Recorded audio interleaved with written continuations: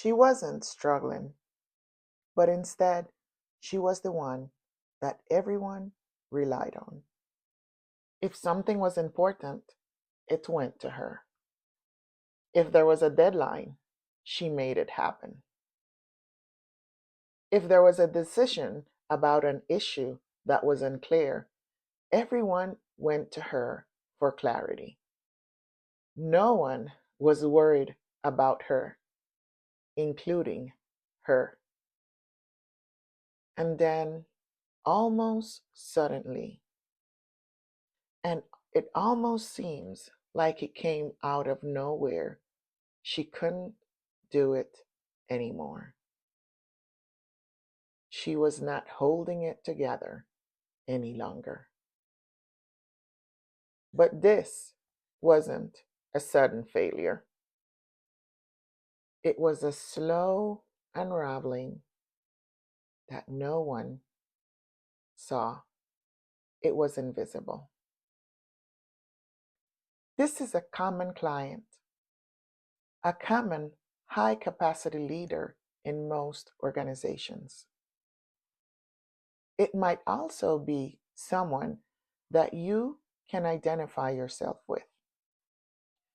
If you have been in positions where you have led people, where you have been the strong one, you're probably going to recognize yourself in this story. She was always dependable.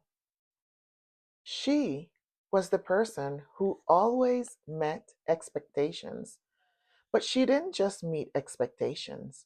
She always protected everyone else in the team from chaos. She took on more because she had high capacity and she could. Also, because saying yes had always worked before. Yes to extra responsibility, yes to unspoken leadership, yes to always being the backup plan.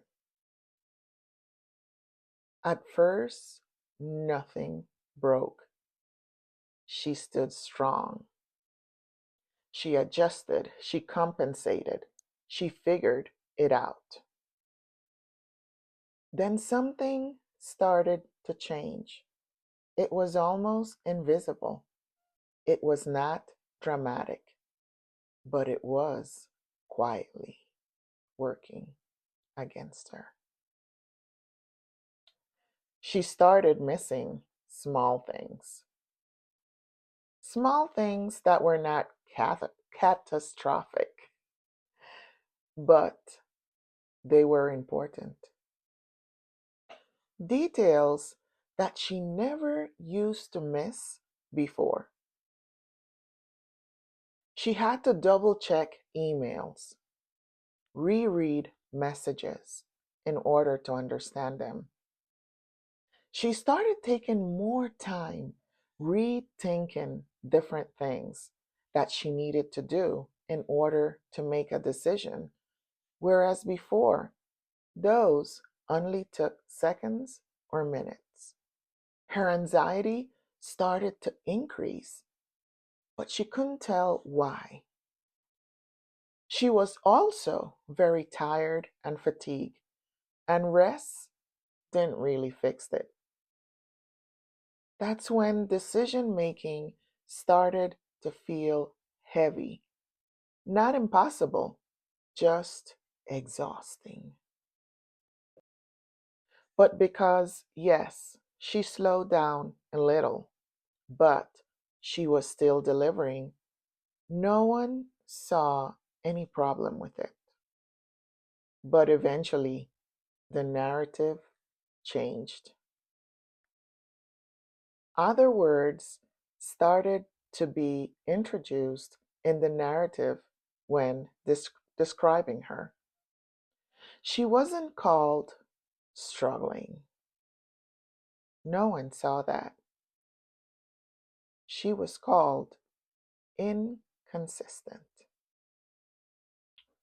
Because, some weeks she performed great, but then others she did not.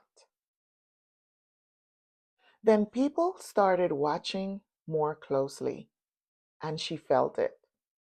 They also started whispering questions about her performance. She felt it before anyone said it out loud. That sudden shift from trust to concern from those supervising her. This is exactly when she started doubting herself and her capabilities to perform her job. But here's the thing that most people missed. She did not lost her abilities. What she really lost was alignment with her capacity.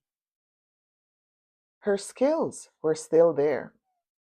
Her intelligence was still there. Her commitment to her work was still there. But she had been performing beyond sustainable limits for far too long. And her brain and nervous system was finally pushing back. This is where we get burnout wrong because capacity is not the same as constant output. High capacity performers are highly skilled at overriding early signals. They ignore fatigue and rationalize stress. They turn internal warnings into temporary inconveniences. And because they work so well, the system that they work for just keeps asking for more. What we need to understand is that burnout do not happen just in one dramatic event.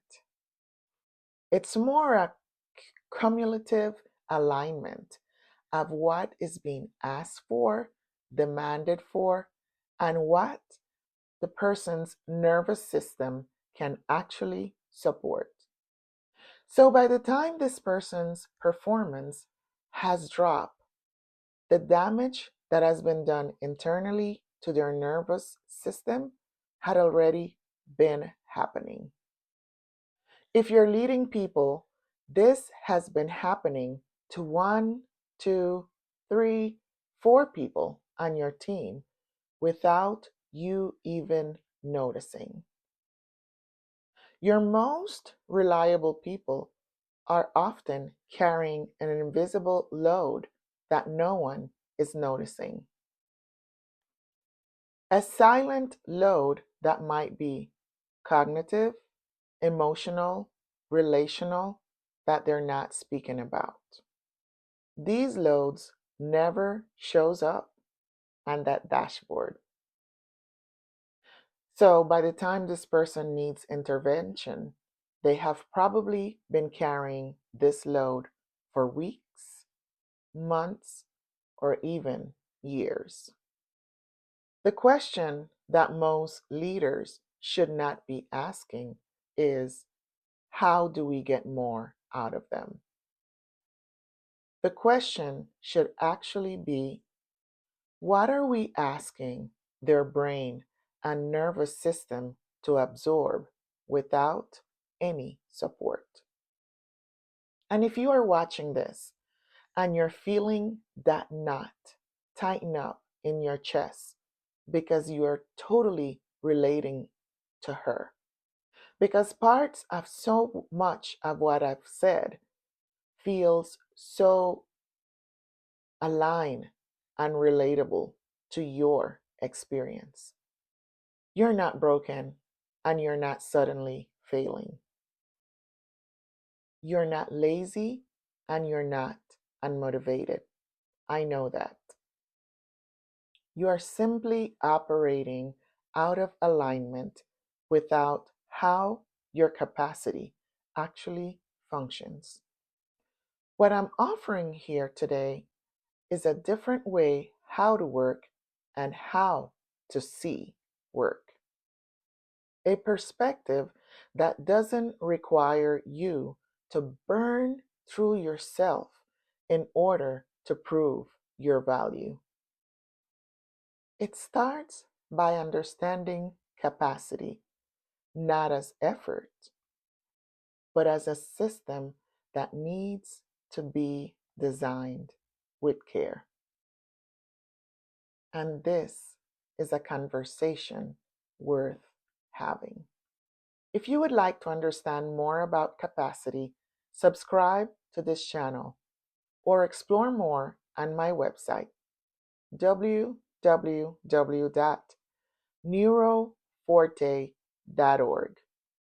Also, when you subscribe, share this with someone who you think might need to understand this.